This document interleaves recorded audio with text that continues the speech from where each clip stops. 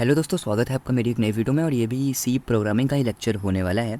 और इस वीडियो में हम लोग दो प्रोग्राम के बारे में बात करने वाले हैं और दो प्रोग्राम रन कराएंगे, एग्जीक्यूट करवाएंगे, कंपाइल वम्पाइल कब करवाएंगे। वो दो प्रोग्राम होंगे दोस्तों। पहला सबसे इंपॉर्टेंट प्रोग्राम हो जाएगा आर्म स्ट्रॉन्ग नंबर निकालने का। मतलब कि अगर कोई यूज़र कोई नंबर रैंडम कोई नंबर देता है तो वो पता चल जाएगा कि वो जो नंबर है वो आर्म स्ट्रॉन्ग नंबर है या फिर वो आर्म स्ट्रॉन्ग नंबर नहीं है। और दूसरा हम लोग दोस्तों करने वाले हैं फेबोनिची सीरीज़। तो फेबोनिची सीरीज़ हम लोग पहले बाद में करेंगे, लेकिन सबसे पहले हम लोग यहाँ पे कर लेते हैं आर्म स्ट्रॉन्ग नंबर का दोस्तों। तो सबसे पहले हम लोग यहाँ पे सिंटेक्स लिख लेते हैं। सिंटेक्स होता है दोस्तों hashtag include angular bracket stdio.h दोस्तों। ये इस लाइन का नाम होता है दोस्तों इंक्लूजन फाइल। एंटर कर दीजिए। उसके बाद दोस्तों यहाँ पे आप वॉइड मेन का यूज़ करोगे। वॉइड मेन एक फंक्शन होता है, पैरेंथेसिस ब्रैकेट लगा दीजिए दोस्तों और बाहर निकल जाइए। और दोस्तों एंटर करने के बाद करली ब्रैकेट यहाँ पे लगा दीजिए। तो ये जो आपके सामने लिख गई हैं 4 लाइनें दोस्तों, ये सिंटेक्स है सी प्रोग्रामिंग का। इस तरीके से सभी लैंग्वेज के कुछ ना कुछ सिंटेक्स होते हैं। तो ये सी प्रोग्रामिंग का सिंटेक्स है। जितने भी सी प्रोग्रामिंग के प्रोग्राम्स बनाएंगे उसमें आपको ये सिंटेक्स का यूज़ करना पड़ेगा। अब जितने भी आप कोड लिखोगे, जो चीज़ें भी आप लिखने वाले हो एग्जीक्यूट कराने के लिए, कंपाइल कराने के लिए, जैसा भी आप प्रोग्राम बना रहे हो, वो सब कुछ ये जो करली ब्रैकेट आप देख रहे हो सामने, इसके अंदर ही लिखोगे, इससे बाहर नहीं लिखोगे। ठीक है। तो अब सबसे पहले यहाँ पे क्या करना है, सबसे पहले हम लोग को यहाँ पर वेरिएबल लेट करना है। लेकिन हाँ, ये पता होना चाहिए ना कि आर्म स्ट्रॉन्ग नंबर होते क्या है। तो दोस्तों आर्म स्ट्रॉन्ग नंबर का मतलब समझिए, जैसे कि फॉर एग्ज़ाम्पल कोई नंबर है, या फिर फॉर एग्ज़ाम्पल कोई नंबर है 123, है ना। ये 123 जो नंबर है, इसमें ऐसा हो जाए कि इसकी जो डिजिट है इसमें 3 डिजिट है। पहला 1 डिजिट है, दूसरी 2 डिजिट है, 1 2 और 3 3 डिजिट है। अब इन सभी डिजिट का मतलब जैसे 1 है तो 1 का 3 टाइम्स मल्टीप्लाई करा दो आप, 2 का 3 टाइम मल्टीप्लाई करा दो, और 3 का जो है 3 डिजिट है उसका 3 टाइम मल्टीप्लाई करा दो। और तीनों को दोस्तों ऐड कर दो। मतलब कि मैं ये कहना चाह रहा हूँ, फॉर एग्जांपल इक्वल टू मैं यहाँ पे लगा दे रहा हूँ। 1 है जैसे, तो पहली डिजिट 1 है, तो 1 का पहले आप 3 टाइम मल्टीप्लाई कराइए। 1 का 3 टाइम मल्टीप्लाई मतलब कि 1 इंटू 1 इंटू 1। ठीक है। अब इसका प्लस कराइए। इसका प्लस किसके साथ कराओगे, जो दूसरी डिजिट है 2 है, उसको भी 3 टाइम मल्टीप्लाई आप कराओगे। 2 2 इंटू 2 इंटू 2 दोस्तों। अब तीसरी डिजिट कौन सी है, 3 है, तो इसका भी 3 टाइम आप मल्टीप्लाई कराओगे प्लस। तो यहाँ पे 3 इंटू 3 दोस्तों। तो आपने इन जो नंबर था 123, जो एक पूरा नंबर था, उसमें जितनी डिजिट थी उनका 3 टाइम मल्टीप्लाई करा के तीनों को प्लस कर दिया। और अगर ये आपने कर दिया तो जो आंसर आना चाहिए वो 123 ही आना चाहिए। अगर वो 123 आ जाता है तो इसका मतलब ये हो गया कि वो जो 123 है वो आर्म स्ट्रॉन्ग नंबर है। इसी तरीके से फॉर एग्जांपल यहाँ पे जैसे कि 153 होता है, जो कि 123 नहीं आएगा। लेकिन वहीं अगर 153 है और 153 में हम लोग 1 को 3 टाइम मल्टीप्लाई करा रहे हैं और 5 को 3 टाइम मल्टीप्लाई करा रहे हैं और 3 को 3 टाइम मल्टीप्लाई करा रहे हैं दोस्तों, तो यहाँ पे क्या आएगा, इन सबका जो कैलकुलेशन आप करोगे तो यहाँ पे क्या आ जाएगा, यहाँ पे दोस्तों आ जाएगा 153 दोस्तों। तो कहने का मतलब ये है कि आर्म स्ट्रॉन्ग नंबर वो होते हैं जब भी कोई नंबर दे रखा हो तो उसमें हर एक पर्टिकुलर डिजिट, हर एक स्पेसिफिक डिजिट को आप 3 टाइम्स मल्टीप्लाई कराइए और फिर प्लस करा दीजिए, और जो कैलकुलेट करके आंसर निकल कर आए वो वही आंसर निकल कर आए जो स्टार्टिंग में नंबर था दोस्तों। तो यही होता है दोस्तों आर्म स्ट्रॉन्ग नंबर। अब इसे यही हम लोग को चेक करना है इस प्रोग्राम में। तो सबसे पहले यहाँ पे देखिए, यहाँ पे हमने सिंटेक्स लिख दिया है, hashtag include angular bracket stdio.h void main parenthesis bracket double inverted, सब कुछ कर दिया है। ठीक है।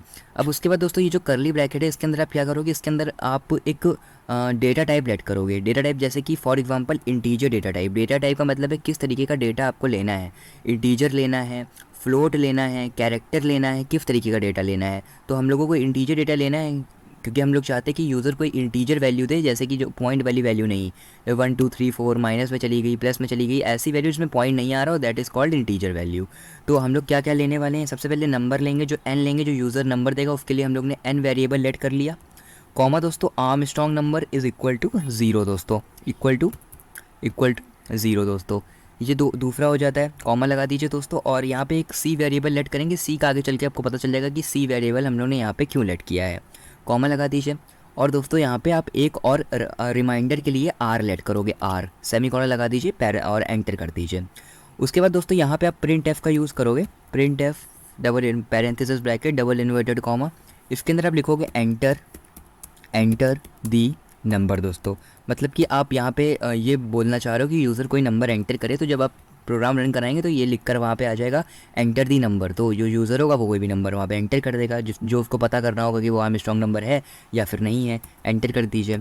स्कैन एफ का दोस्तों यहाँ पे यूज़ करिए, पैरेंथेसिस ब्रैकेट लगा दीजिए, डबल इन्वर्टेड कॉमा लगा दीजिए, उसके अंदर आप लिखिए परसेंटेज डी। अब परसेंटेज डी क्यों लिखा गया है, परसेंटेज डी इसलिए लिखा गया है क्योंकि दोस्तों इंटीजर डेटा टाइप था। अगर फ्लोट डेटा टाइप होता तो परसेंटेज एफ लिखते, अगर कैरेक्टर डेटा टाइप होता तो परसेंटेज फी लिखते। इस तरीके से डेटा टाइप के हिसाब से आपको यहाँ पे फॉर्मेट स्पेसिफायर का यूज़ करना पड़ता है। जितने भी परसेंटेज डी होते हैं, परसेंटेज सी होता है, परसेंटेज एफ होता है, इन सबको हम लोग बोलते हैं फॉर्मेट स्पेसिफायर। तो फॉर्मेट स्पेसिफायर बोलते हैं तो फॉर्मेट स्पेसिफायर बिल्कुल ही बिल्कुल निर्भर करता है किसके ऊपर, डेटा टाइप के ऊपर। जो आपका डेटा टाइप होगा उस हिसाब से आप फॉर्मेट स्पेसिफायर का यूज़ करोगे। तो इस प्रोग्राम में हम लोग का जो डेटा टाइप था वो इंटीजर था, इसीलिए हम लोगों ने यहाँ पे परसेंटेज डी का दोस्तों यूज़ किया। बाहर निकल जाइए, कॉमा लगा दीजिए और दोस्तों यहाँ पे लिख दीजिए एम्परसैंड एन। दोस्तों देखिए स्कैन एफ का जो मेन काम होता है वो होता है एड्रेस डिफाइन करना। तो हम लोग को यहाँ पे नंबर जो यूज़र देगा उसका एड्रेस डिफाइन करना है, वो कहाँ जाना चाहिए। फिर यूज़र ने कोई नंबर दिया, फॉर एग्जांपल 153 नंबर दिया, तो 153 नंबर कहाँ जाना चाहिए, एन वेरिएबल में जाना चाहिए। इसीलिए हम लोगों ने यहाँ पे स्कैन एफ के अंदर लिख दिया एम्परसैंड एन। दोस्तों सेमीकोलन लगा दीजिए, एंटर कर दीजिए। उसके बाद दोस्तों यहाँ पे एक बहुत ही इंपॉर्टेंट लाइन ये होने वाली है कि जो नंबर यूज़र देगा उसको आप स्टोर करोगे किसी जगह पे, और वो स्टोर करने के लिए आपको एक वेरिएबल की और ज़रूरत पड़ने वाली है, और इसीलिए हम लोग ने वहाँ पे वेरिएबल लेट किया था सी। तो जो एन वैल्यू यूज़र देगा वो हम लोग सी में जो है क्या कर लेंगे, स्टोर करवा देंगे। तो सी में स्टोर हो गई, सेमीकोलन लगा दीजिए। उसके बाद दोस्तों यहाँ पे आप क्या करिए, यहाँ पे एंटर कर दीजिए और यहाँ पे एक लूप का यूज़ करिए जिसका नाम है दोस्तों वाइल लूप। वाइल लूप, ठीक है। पैरेंथेसिस ब्रैकेट लगा दीजिए, एन लिख दीजिए, ग्रेटर देन दोस्तों ज़ीरो, ठीक, ग्रेटर देन ज़ीरो लिख दीजिए, एंटर कर दीजिए। वाइल के लिए अलग से करली ब्रैकेट का यहाँ पे यूज़ करिए। उसके बाद दोस्तों वाइल के लिए अलग से करली ब्रैकेट का यूज़ करिए। इसके अंदर, इस करली ब्रैकेट के अंदर मतलब कि वाइल का जो सिंटैक्स है उसके अंदर आपको लॉजिक लिखना है, जो लॉजिक बड़ा ही ज़्यादा इंपॉर्टेंट होने वाला है। ये लॉजिक आपको समझना पड़ेगा, तभी आप आर में स्ट्रॉन्ग नंबर का जो प्रोग्राम है वो कर पाओगे। तो पहली लाइन में आपको क्या लिखना है, पहली लाइन में आपको आर, जो आपने रिमाइंडर के लिए वेरिएबल लेट किया था आर इज़ इक्वल टू, पहले आपको आर निकालना है, तो आर मतलब रिमाइंडर निकालना है, और जो नंबर दिया गया है तो R is equal to N. Percentage remainder निकालने के लिए परसेंटेज का यूज़ करते हैं, परसेंटेज ऑपरेटर का यूज़ करते हैं। तो यहाँ पे ऑपरेटर परसेंटेज लगा दिया और 10 लिख दिया दोस्तों, तो आर निकल कर आ गया। सेमीकोलन लगा दीजिए, एंटर कर दीजिए। अब जो दूसरी लाइन होगी वहाँ पे आप लिखने वाले हो आर्म स्ट्रॉन्ग, मतलब आर्म स्ट्रॉन्ग जो हमने नंबर माना था इज़ इक्वल टू, जो रिमाइंडर निकल कर आया उसका 3 टाइम मल्टीप्लिकेशन कराने वाले हो आप। तो आर इंटू, आर इंटू के लिए हम लोग किसका यूज़ करते हैं, एस्ट्रिक का यूज़ करते हैं। अब इंटू बोले या फिर एस्ट्रिक बोले, इसका यूज़ मल्टीप्लाई के लिए ही होता है, तो ज़्यादा परेशान होने की ज़रूरत नहीं है दोस्तों। आर, उसके बाद दोस्तों फिर उसके बाद आर का यूज़ करोगे आप यहाँ पे 3 बार मल्टीप्लाई कराना है, तो फिर से आप एक बार एस्ट्रिक लगाओगे और आर का यूज़ करोगे। अब उसके बाद दोस्तों यहाँ पे आप प्लस कराओगे, क्या प्लस कराओगे, यहाँ पे इसमें पहले सबसे पहले काम करिए, इसको यहाँ पे प्लस का साइन लगाइए। प्लस का साइन लगाने के बाद दोस्तों यहाँ पे पैरेंथेसिस ब्रैकेट लगा दीजिए और इसके अंदर आप क्या लिखोगे, इसके अंदर लिखोगे आर्म, मतलब कि जो आर्म स्ट्रॉन्ग नंबर आया है वो प्लस हो जाएगा किससे, जो रिमाइंडर आया है उसका 3 टाइम्स जब हम लोग मल्टीप्लाई कराएंगे वो जो आंसर निकल कर आएगा उससे क्या प्लस हो जाएगा, आर्म स्ट्रॉन्ग नंबर यहाँ पे उसमें प्लस हो जाएगा। तो ये दूसरी लाइन हो जाती है। सेमीकोलन लगा दीजिए, एंटर कर दीजिए दोस्तों। उसके बाद दोस्तों यहाँ पे क्या यूज़ करने वाले हो, यहाँ पे एक और बहुत इंपॉर्टेंट लाइन होने वाली, एन इज़ इक्वल टू, अब यहाँ पे क्या डिवाइड करना है, तो N is equal to N, forward slash का आप यहाँ पे यूज़ करोगे और दोस्तों यहाँ पे 10 का आप यहाँ पे यूज़ करोगे, तो एन फॉरवर्ड स्लैश 10 और सेमीकोलन लगा दोगे। तो ये 3 लाइनें कंप्लीट हो जाती हैं जो वाइल लूप के अंदर लिखी जाएगी। अब आप क्या करें, अब वाइल का जो सिंटैक्स है उससे बाहर निकल जाए, मतलब कि जो प्रोग्राम का सिंटैक्स है उसके अंदर रहिए, मगर जो वाइल का सिंटैक्स है उससे बाहर निकल जाइए दोस्तों। तो उससे आप बाहर निकल गए। अब उसके बाद यहाँ पे आप 2 लाइनें यूज़ करोगे जहाँ पे आप क्या यूज़ करने वाले हो, कंडीशनल ऑपरेटर का यूज़ करने वाले हो। कंडीशनल और ऑपरेटर क्या होते हैं, डिसीजन मेकिंग ऑपरेटर भी आप उसको बोल सकते हो। वो होते हैं दोस्तों इफ़ और एल्स। तो इफ़ का मतलब अगर प्रोग्राम चल गया, मतलब जो आपने लिखा है लॉजिक वो सही है तो इफ़ वाली कंडीशन चलेगी, मगर अगर प्रोग्राम जो आपने लॉजिक लिखा है वाइल के अंदर वो नहीं चला, वो नहीं सही है, तो जो है एल्स वाली कंडीशन चलेगी। तो यहाँ पे सबसे पहले हम लोग इफ़ पैरेंथेसिस ब्रैकेट, इसके अंदर दोस्तों हम लोग लिखने वाले हैं, इफ़ के अंदर हम लोग लिखने वाले हैं कि जो सी हम लोग ने वेरिएबल माना था वो इक्वल टू इक्वलिटी ऑपरेटर है आर्म स्ट्रॉन्ग, मतलब कि जो सी का जो की वैल्यू है वो आर्म स्ट्रॉन्ग नंबर के एकदम इक्वल होनी चाहिए। और अगर ये चीज़ हो जाती है दोस्तों, अगर ये चीज़ हो जाती है तो हम लोग को क्या प्रिंट होना चाहिए, वहाँ पे हम लोग को प्रिंट होना चाहिए कि the number is arm strong दोस्तों, आर्म स्ट्रॉन्ग दोस्तों, the number is arm strong. ठीक है, सेमी कॉलन लगा दीजिए, सेमी कॉलन लगा दीजिए, एंटर कर दीजिए। लेकिन अगर ये कंडीशन नहीं फॉलो होती है, मतलब कि जो सी जो वेरिएबल आपने एन सी का जो नंबर है, जो सी में वैल्यू पड़ी हुई है, वो आर्म स्ट्रॉन्ग नंबर के इक्वल नहीं होती है दोस्तों। अगर नहीं होती है, अगर ये लॉजिक नहीं चलता है, तो यहाँ पे एल्फ कंडीशन यूज़ होगी। एल्फ कंडीशन यूज़ होगी और एल्फ कंडीशन में एंटर कर दीजिए। उसके बाद दोस्तों यहाँ पे प्रिंट एफ का यूज़ करिए। अगर नहीं चलता है तो क्या आना, लिख के आना चाहिए, पता चलना चाहिए कि वो नंबर जो है वो आर्म स्ट्रॉन्ग नंबर नहीं है। अगर वो आर्म स्ट्रॉन्ग नंबर नहीं है तो यहाँ पे फॉर एग्जांपल आप अपनी सहूलियत के हिसाब से, अपने हिसाब से, आपको जो समझ में आ रहा हो या फिर आपको जो लग रहा हो कि जो यूज़र है वो समझ जाए, तो यहाँ पे फॉर एग्जांपल मैंने नॉट लिख दिया। मतलब कि जो आर्म स्ट्रॉन्ग नंबर जो यूज़र ने नंबर एंटर किया है वो आर्म स्ट्रॉन्ग नंबर नहीं है। और अगर नहीं होगा तो नॉट वहाँ पे प्रिंट होगा, अगर होगा तो प्रिंट होगा the number is arm strong दोस्तों। ठीक है, सेमी कॉलन लगा दीजिए। अब दोस्तों आखिरी लाइन होने वाली है, अभी आप लूप के अंदर ही बने रहिएगा, बाहर मत निकलिए। अब यहाँ पे रिटर्न का यूज़ करिए, रिटर्न रिटर्न स्पेस दे दीजिए और ज़ीरो का यूज़ कर दीजिए दोस्तों। दोस्तों एक बात ध्यान रखिएगा, मैं आपको बताना चाहता हूँ, ये बात ये है कि आपको एक एक पॉइंट, एक एक लाइन, एक एक कॉमा, एक एक चीज़ का ध्यान रखना है। मतलब कि एकदम छोटी मिस्टेक भी अगर आपसे हो जाती है दोस्तों, तो जो प्रोग्राम है वो रन नहीं होगा। क्यों नहीं रन होगा, क्यों नहीं रन होगा? सबसे बड़ा कारण यही है कि जो सी प्रोग्रामिंग है वो क्या, केस सेंसिटिव लैंग्वेज है, वो एक एक लाइन चेक करती है। और जो प्रोग्रामिंग एक एक लाइन चेक करके कंपाइल करवाती हो, उसमें क्या है कि वो उसमें क्या जो है कि अगर आपने ज़रा सा भी मिस्टेक कर देते हो आप, तो जो प्रोग्राम है वो रन नहीं होगा। तो आपको एक एक चीज़, एक एक लाइन, एक एक पॉइंट का ध्यान रखना ज़रूरी हो जाता है, तभी आपको जो प्रोग्राम है वो दोस्तों रन होगा। तो दोस्तों देखिए यहाँ पे जो प्रोग्राम है वो बनकर तैयार हो चुका है। अब इसको हम लोग क्या करवाते हैं, कंपाइल करवा के देखते हैं और देखते हैं कि ये कंपाइल होता है, मतलब कि रन करवा के देखते हैं कि ये रन होता है या फिर रन नहीं होता है।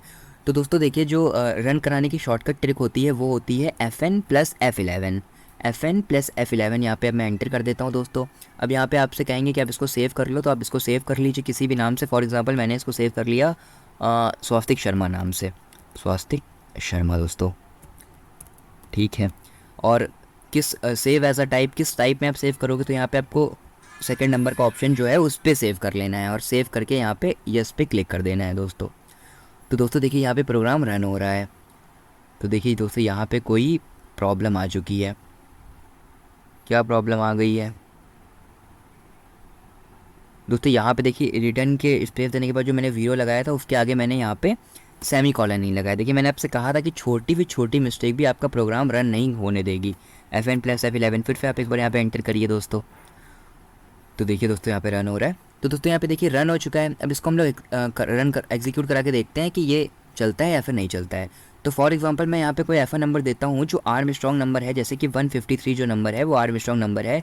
तो 153 दिया मैंने, एंटर करवा दिया दोस्तों, तो यहाँ पे लिख कर आ गया the number is arm strong दोस्तों। तो दोस्तों जो हम लोग का प्रोग्राम है वो बिल्कुल ही सही है। एक बार हम लोग फिर रन करा के देखते हैं FN+F11 करके। दोस्तों यहाँ पे मैं कोई नंबर देता हूँ, फॉर एग्जांपल मैंने 123 दिया, एंटर करवा दिया दोस्तों। तो देखिए दोस्तों 123 क्या आर्म स्ट्रॉन्ग नंबर नहीं है, तो यहाँ पे दोस्तों लिख कर आ गया नॉट। मतलब कि हम लोग को इस प्रोग्राम पे पता चल जाएगा, हम लोग यहाँ पे चेक कर सकते हैं कि अगर कोई नंबर आर्म स्ट्रॉन्ग है तो लिख कर आएगा आर्म स्ट्रॉन्ग नंबर है, अगर कोई नंबर आर्म स्ट्रॉन्ग नंबर नहीं है तो लिख के आएगा नॉट दोस्तों। तो इस तरीके से पूरा प्रोग्राम बनकर तैयार हो जाता है। अगर आपको भी प्रैक्टिस के लिए प्रैक्टिस करनी है तो आप देख सकते हो, मैंने थोड़ा सा मिनिमाइज़ कर दिया, जूम करके आप देख सकते हो जिससे कि पूरी स्क्रीन में आ जाए। और जो ये एप्लीकेशन है इसका नाम है देव C++। इसकी जो एप्लीकेशन, इसकी जो लिंक है वो मैंने आपको डिस्क्रिप्शन में दे दी है। तो अगर आप डाउनलोड करना चाहते हो तो आप इसको डाउनलोड कर सकते हो, काफ़ी आप इसमें अच्छे भी प्रैक्टिस दोस्तों कर सकते हो। तो आज की वीडियो के लिए इतना ही। अगर आपको मेरा वीडियो पसंद आया हो तो चैनल को सब्सक्राइब कर दीजिए, बेल आइकन पे जाके ऑल पे क्लिक कर दीजिए, जिससे आपको मेरी सभी वीडियोस की नोटिफिकेशन जल्दी से जल्दी दोस्तों आ जाएगी। आने वाले वीडियोस में हम लोग फैबोनीची सीरीज़ का भी प्रोग्राम रन कराएंगे दोस्तों। मैंने बोला था कि इसमें हम लोग रन करवाएंगे, मैंने वादा किया था आपसे, मगर दोस्तों देखिए यहाँ पे 14 मिनट का वीडियो ऐसे ही बन चुका है, अब ज़्यादा लंबा वीडियो हो जाएगा। तो अभी आप इतना समझ लीजिए, जो हमारा सेकंड पार्ट आएगा उसमें हम लोग फैबोनीची सीरीज़ वाला जो प्रोग्राम है वो भी दोस्तों रन करवा देंगे। तो आज की वीडियो के लिए इतना ही दोस्तों, थैंक यू।